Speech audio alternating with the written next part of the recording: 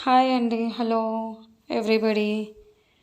Actually నేనేం చెప్పాలనుకుంటున్నానంటే, నేనైతే ఏవైతే క్రియేట్ చేసి కష్టపడి వీడియోస్ పెట్టానో అవి చాలామంది కాపీ చేస్తున్నారు.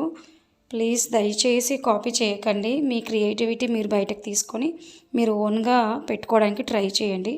ప్లీజ్ అండి, అర్థం చేసుకోండి. ఇది నా రిక్వెస్ట్. Thank you.